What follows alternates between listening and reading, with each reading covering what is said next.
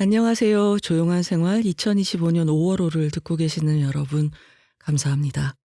더욱 건강하고 즐거운 생활을 위한 근력을 기르는 시간, 생활력에 오셨습니다. 지난번 야구편에 이어서 5월에도 우리의 금쪽 같은 여가를 잘 가꾸는 기술 하나 습득해 보려고 하는데요. 바로 보드게임을 즐기는 법입니다. 왜 인간은 모이면 판을 하나 깔고 둘러앉아서 승부를 가리고 싶어 하는 걸까요? 그리고 판을 지배하는 자가 되려면 뭘 해야 될까요? 오늘 그런 것들을 안내해 주실 귀중한 손님 심한선 SF 평론가님 모시겠습니다. 안녕하세요. 네, 안녕하세요. SF평론가라는 이름으로 활동하고 있는 심완선입니다. 네. SF 평론가라는 이름으로 활동하신다고 표현하신 건 그것만으로는 온전히 다 담기지 않는 어떤 부분도 있다는 느낌인데요. 그쵸. SF평론가라고 말했을 때 음, 문학평론가랑 차이가 뭐야? 음, 이런 얘기도 들어보고 장르 문학 평론가 특화된 아닐까요? 그리고 예를 들면 음, 미스터리, 호러 음. 이렇게는 또 이제 다른 분야니까 아, 그래서 저도 문학평론가랑 차이는 뭘까 고민을 했는데요. 그래서 평론이란 뭘까 막 이렇게 사람이 고민을 하게 되잖아요. 근데 그 길로 가면 안 되지만 아무튼 네. 근데 생각해보니까 예술인 그 활동증명 네. 신청할 수 있잖아요. 있죠. 근데 보니까 작가 중에 소설가, 시인, 뭐 그 중에 이제 평론가인 거예요. 맞아요. 우리 왜 어렸을 때 학교에서 문학의 종류 이런 거 할 때 사실 평론도 문학의 하나로 네. 들어가 있었거든요. 네. 그래서 그냥 나는 국가 네, 분류체계상 평론가다. 근데 SF에 대해서 주로 얘기를 하니까 이게 맞는 말인 것 같다 네. 하고 있습니다. 네. 그런데 이제 오늘 생활력 코너에 초대를 드린 거는 다른 아이덴티티와 관련이 돼 있는데 저서 중에 아무튼 보드게임이라는 책이 있습니다.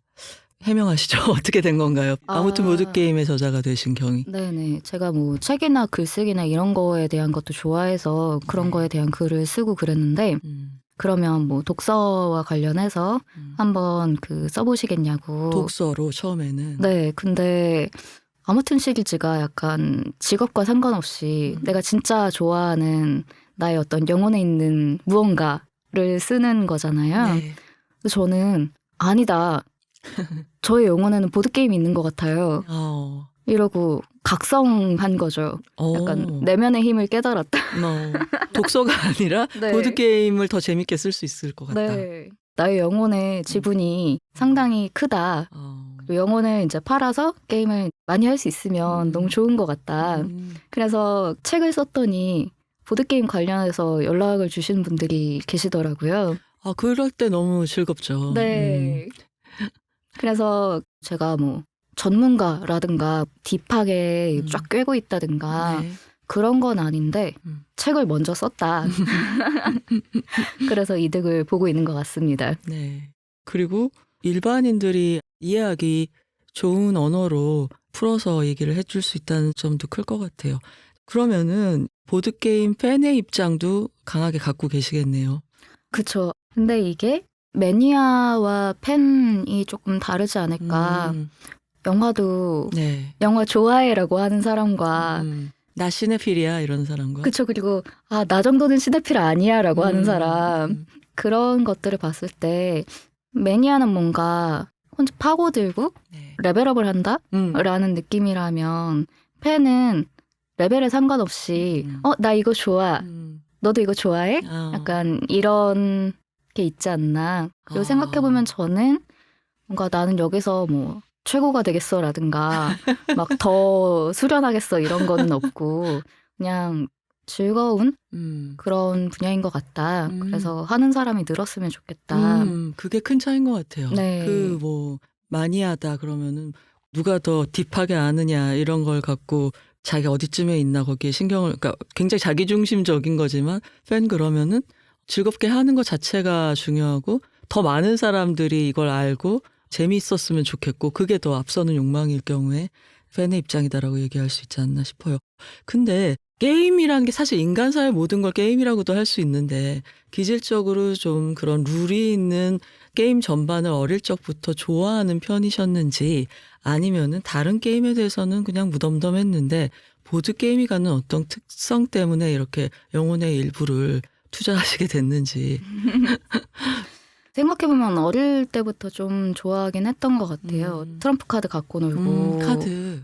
칩 룰렛 그런 거 해보고 그리고 그 카드 게임 108선 네, 카드 게임 말고 카드 게임 108선 카하고 그 네. 중간 하이프. 아니요 아가 있었어요. 카아드 네 카아드 게임 108선이 있었는데 네. 집에서 혼자 책 보고 불 꺼진 방구석에서 카드 이렇게 내려놓으면서 혼자 게임을 했던 거예요. 생각해보면 저 잊고 있었는데 크면서 저의 영혼으로 이렇게 내려가 보니까 아 예를 들면 윈도우즈 기본 게임 중에 카드 이용해서 하는 네. 프리셀 있잖아요. 예. 네. 순열이 맞게 쫙 쌓는 거 말씀하시는 거죠. 네. 그거 원래 카드로 혼자 할 수 있는 게임이거든요. 맞아요. 근데 얼마나 쓸쓸하겠어요. 왜냐면 컴퓨터 게임으로 하면은 이게 자동으로 추르륵 올라가고 네. 그러는데 이건 다 내가 수동으로 하나씩 해야 되는 거예요. 근데 그런 어린 시절을 네. 보냈었구나. 근데 그게 아니었던 거죠. 사람을 만나서 게임을 해보니까 훨씬 좋더라. 알게 된 것 같아요. 그게 언제입니까? 중학생 때 음. 보드게임이라는 거를 맨 처음 한 게 중학생 때인데요. 네. 그래서 저는 중학교 2학년 때 중2병 대신에 보드게임을 했다. 얼마나 건전해? 그러니까 카페에 가신 거예요? 네. 아무것도 모르고 친구랑 놀러 갔다가 네. 둘 다 꽂혀서 방학이었는데 매일매일 간 거예요, 거의. 방학엔 보통 학원과 독서실을 가지 않나요? 좀 자유롭게 거의 자랐기 자랐구나. 때문에 네. 그랬는데 네. 이게 두 명이서는 할 수 있는 게임에 한계가 있잖아요. 그래서 정말 좋았던 게 네. 보드게임 카페 한산하면 알바분들이 같이 게임을 해줘요. 왜냐면 거기서 일하고 있으면 보통 잘하고 좋아하거든요. 그래서 재밌다. 이거 해야 되는데 사람이 없다. 그러면 이제 지원을 해주세요. 그래서 잘 자랐죠.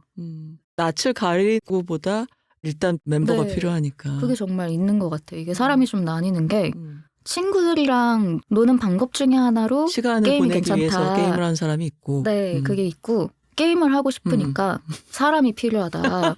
정말 이제 아무나 게임을 하는 사람이면 괜찮으니까 누구 있는지 상관없고 실제로 있어도 누구인지 별로 신경 안 쓰고 고향도 이름도 아버지 뭐 하시는지 모르고 그냥 게임을 며칠 같이 할 수도 있는 거죠. 네, 특히 이벤트성인 자리에 가면은 그치. 보드게임이랑 사람들이 이제 모인다. 네. 그래서 보드게임 데이 이런 게 있어서 갔는데 점심 때 시작했거든요. 네. 몇십 명이 바글바글 했는데 시간이 지날수록 사람이 없는 거예요. 왜요? 점점 다들 잘 놀았다고 가니까. 또 다른 바쁜 일이 있으셔서. 그렇죠. 그래서 한 점심 때 시작했는데 네. 11시 넘어서 나왔거든요. 네. 오후 11시? 왜냐면 막차 시간이니까.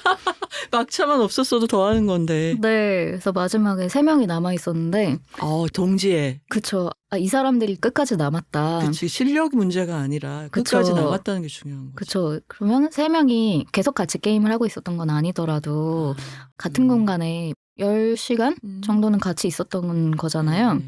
지하철 타러 가면서 뭐 어디로 가세요? 뭐 어떻게 가세요? 뭐 지하철 타요? 버스 타요? 의례적으로. 네, 근데 성함이 어떻게 되세요? 그때서야.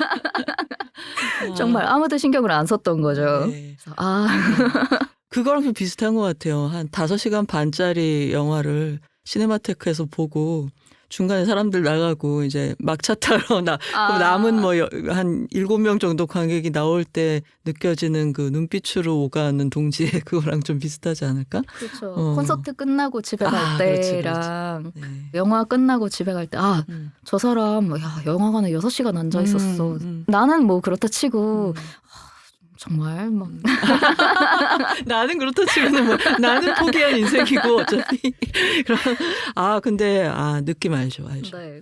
친밀감을 느끼고 굉장히 잘 함께 할 수 있지만 딱히 누군지 안 물어보잖아요. 네. 존재 그 자체가 소중한 거고 소중하지. 네가 누구인지는 상관이 없다. 그런 거죠. 뭔가 김현수 작가님 책 제목 아닌가?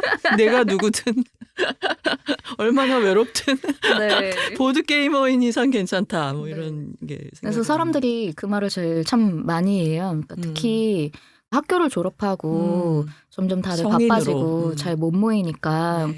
시간은 그렇다 치고 뭐 돈이나 게임도 그렇다 치고 사람이 없다가 네. 정말 큰일이거든요. 그래서 보드게임 이제 들어있는 것들을 컴포넌트라고 하는데 네, 컴포넌트. 네, 제일 중요한 게 사람이다.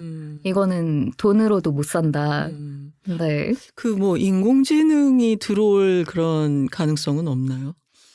근데 게임으로는 사실 이미 인공지능이랑 하는 아, 그렇죠. 체스부터 뭐 보드게임이 바둑 뭐 다 있으니까. 네, 해도 다 있잖아요. 네. 상대를 좀 수준을 조절할 수도 있고 당연히 그런 게 다방면으로 가능하리라는 생각이 드는데 근데 문제는 보드게임을 하는 사람이 보드게임에서 무엇을 좋아하느냐인 것 같아요. 보드게임을 이루는 요소 중에 무엇을 좋아하느냐? 네, 네. 왜냐하면은 그냥 게임이 하고 싶다.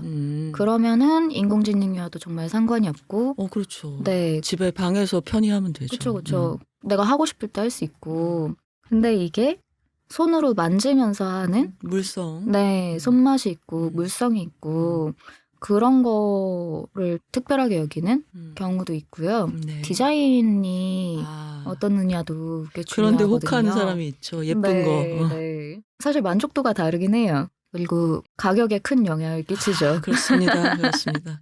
아니면 난 사람이랑 같이 하는 게 좋다. 그런 분도 있을 수 있어요. 네.